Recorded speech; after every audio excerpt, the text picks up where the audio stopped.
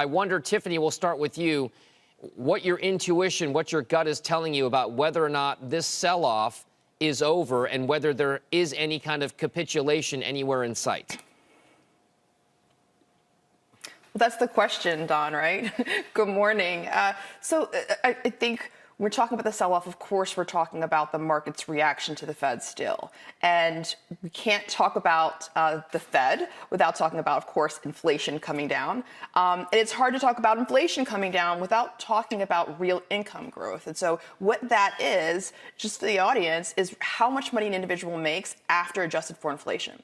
So getting back to this idea of a soft landing, right? So if the Fed is able to do that, we hope that that kind of reflects in the markets. And a soft landing is going to require the Fed to slow GDP growth carefully.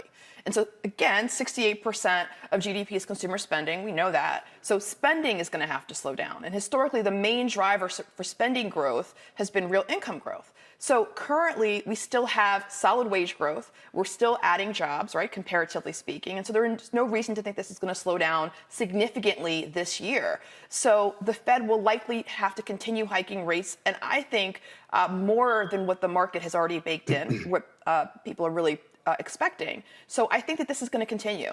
All right. So, Chuck, in this kind of a situation, we have a lot of differing views about whether or not we're going to retest the lows again, whether new lows are going to be made.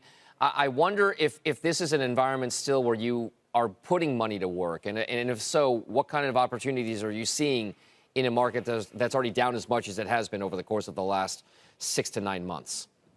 Well, it's been a stock-by-stock market. It's even hard to invest in any particular sector. So, for instance, you were just talking about the consumer area, and we actually like TJX, for instance. They have the treasure hunt experience in their 3 brands, TJ Maxx, Marshalls, and Home Good. And with the recession, they're getting a chance to pick from bloated industries of inventories of other retailers.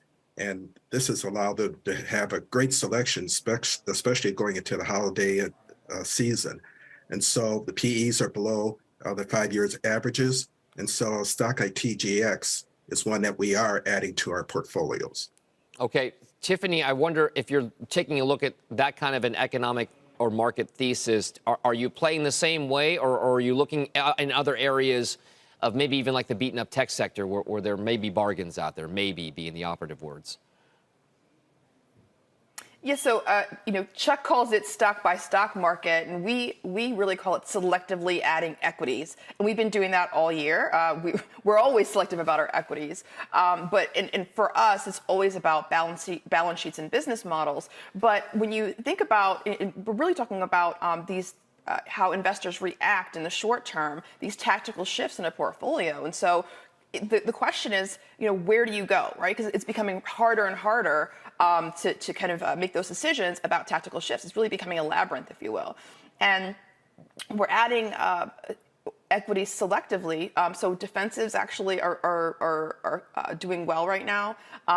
But we also like to invest in themes. And so I talked about theme last time I was on the show. And so, we like emerging markets. We like digital transformation. We like e-commerce. There are a couple of things that we like, but it's really, investors have to be very, very careful, especially when it comes to something like EM. You're not going to invest in EM in an index. We don't recommend that. China has a very, has this no tolerance policy, zero tolerance policy for COVID. Not going to do Russia. So where do you go, right? So selectively, you've got to really be careful about what's going to really help your portfolio in the short term. Okay, Chuck, last word to you here. Are you worried about a recession? Yes, we think that a recession is likely. The Fed has been tightening, and global banks across the world have been tightening. And this eventually will lead to economic slowdown. And given how much tightening there has been, we think we're just starting to see the effects of that tightening. And so we expect there to be a slowdown into a recession going into much of 2023.